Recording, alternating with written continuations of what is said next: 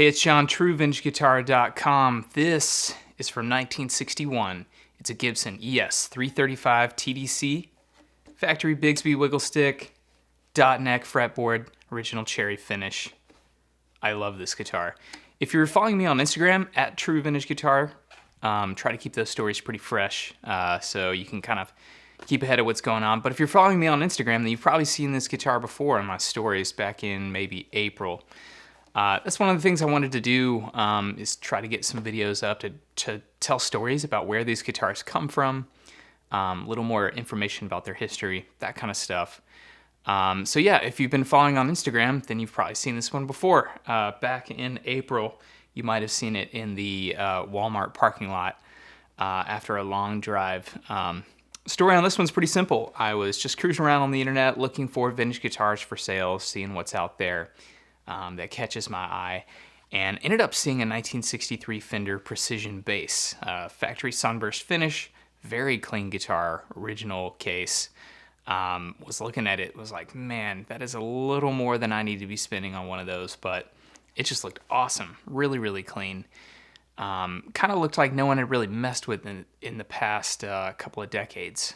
And that's one thing I really look for, is guitars that made it through the 70s, 80s, and 90s without being modded out or messed with. So anyway, I saw that one. I really, really liked it, and just figured, well, I'll reach out to the seller and let him know that I'm interested in those guitars, and maybe we can work something out. So this was Sunday afternoon, 5:30. Sent a message out. He got back to me around 6, and he said it was his dad's guitar that he had inherited from his dad, so this gentleman's granddad. And he wasn't a musician per se. He just kind of collected stuff, and he plinked around a little bit, but wasn't really a professional musician. He was thinking that his granddad probably traded services for it at some point in time. But anyway, it looked like a great guitar. We kind of kept talking about it. He mentioned he had another guitar from his dad, kind of the same story. He said it was a Gibson guitar. I was like, great, Gibson's exactly what I'm looking for. Let me know what you got. So he sends me a picture of this, and I was blown away. And he was like, yeah, I think it's a ES-335. And I was like, yeah, I think you're right. That looks exactly like an ES-335. And I'm thinking to myself, wow, cherry finish, appears to have bridge stud holes, dot neck fretboard. This is something special. The dot neck fretboards on the 335s was only from their introduction in 1958 until mid-1962 or so. So very few of them actually have the dot fretboard. Very desirable to collectors, and to me they just look, it has a totally different look. Looks like more utilitarian, more just a pure rock and roll guitar. So, and the blocks are great too, but there's something special about a dot neck fretboard. Just it kind of hits you as that austere look. So he's like, yeah, I think it was made in the 1960s. And I was like, yeah, I think you're right.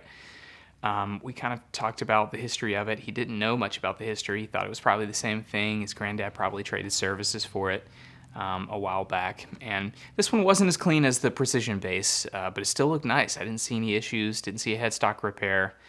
So I was like, man, that's great. Is there any way I could afford this guitar?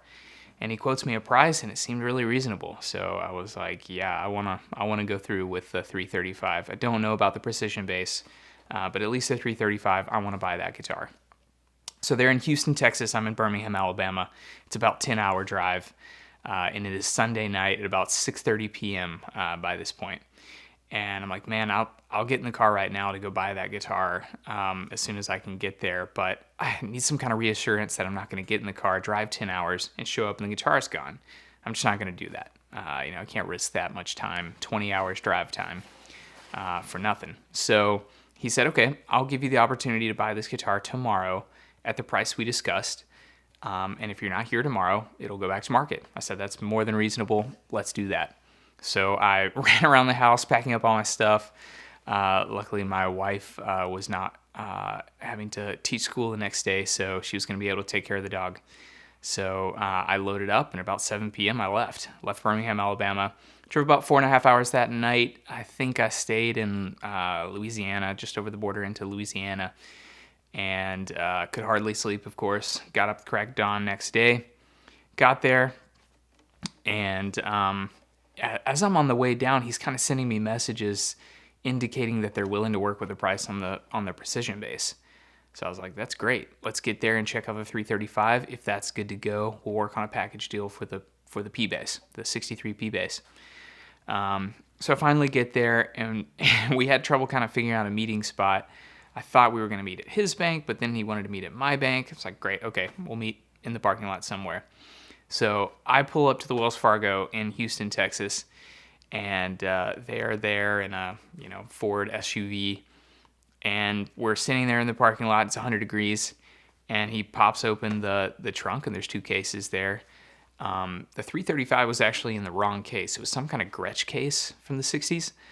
But I started looking at the guitar, and I was like, yeah, it's been played. The frets may not be exactly correct, but, I was sitting there in a parking lot. I didn't exactly have a chance to really inspect closely. But I didn't see a headstock repair. The neck looked straight. I was able to test the pickups on my little battery amp. Pickup sounded awesome. The playability was terrible because the setup was completely out of whack. But that's kind of how I like to find them too. So I was like, okay, 335's done. I'm buying that one. Let's check out the P-Bass. So we popped open the P-Bass case. It's just immaculate. I mean, it's so clean. A little bit of just kind of wear from storage, kind of some wear on the edge of the body, which is typical for those Fender guitars that have those terrible cases that I love, but they don't do a great job protecting the edge of the guitar.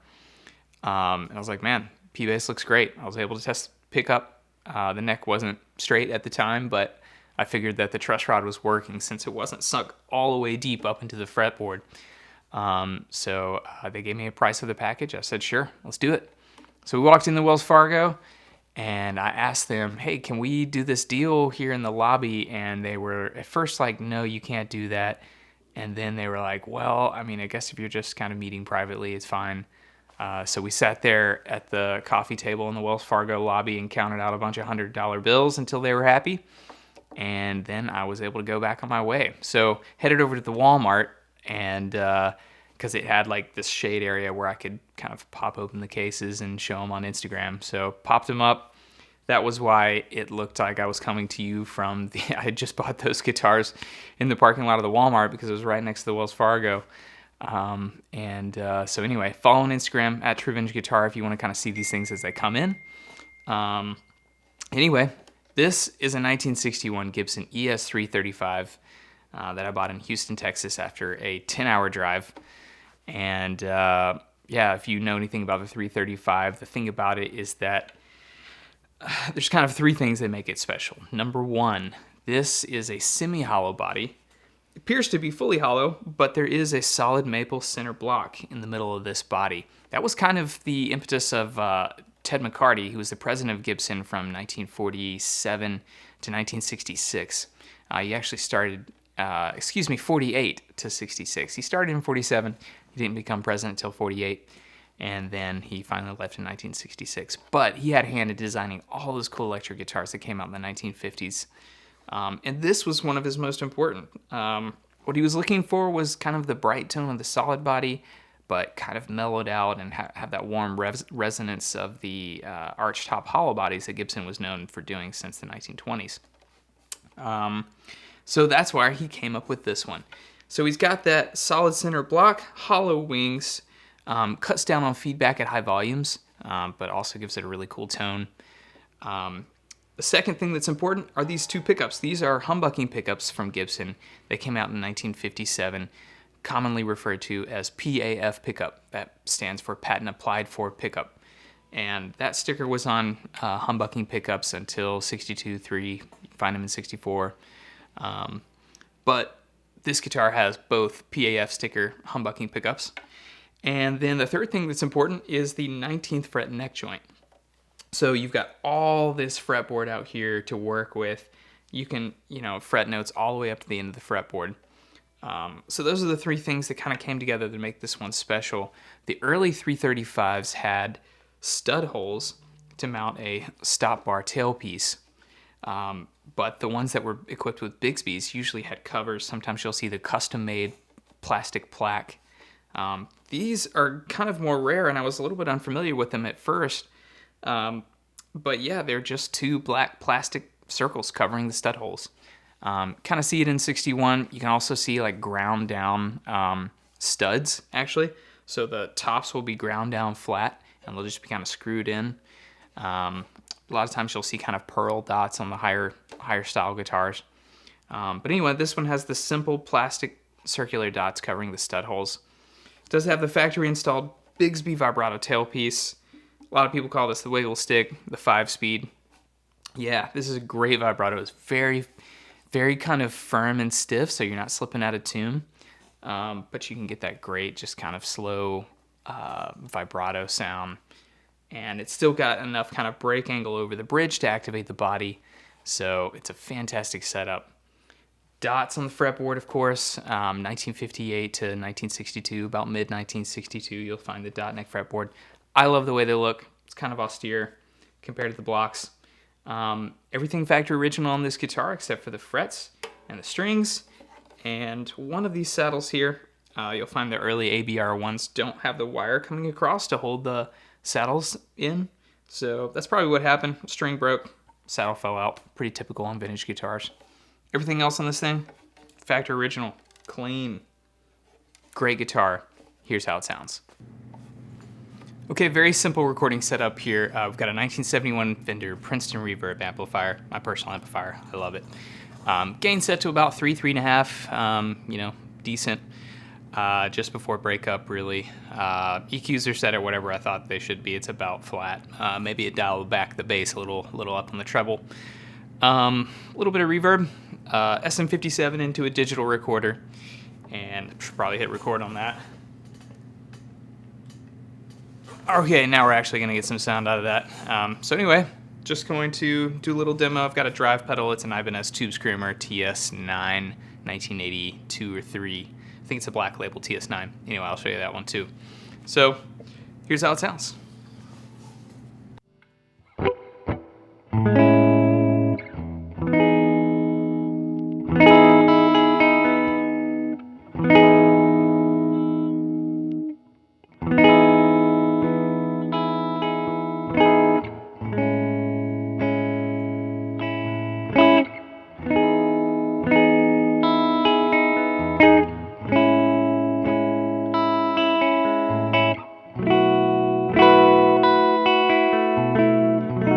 In the middle position.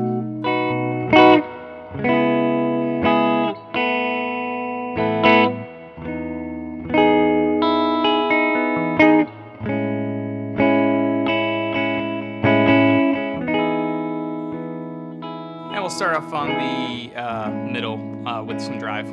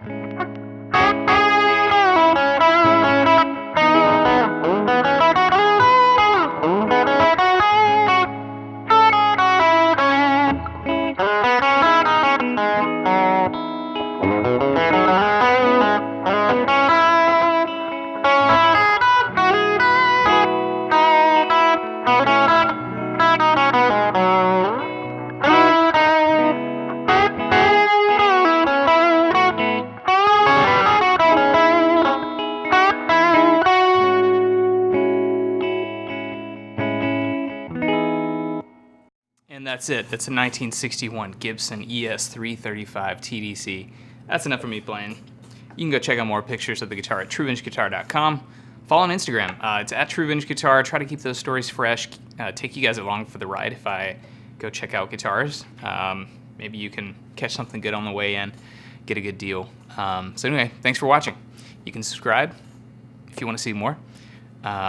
Anyway, yeah, at True Vintage Guitar on Instagram. Thanks.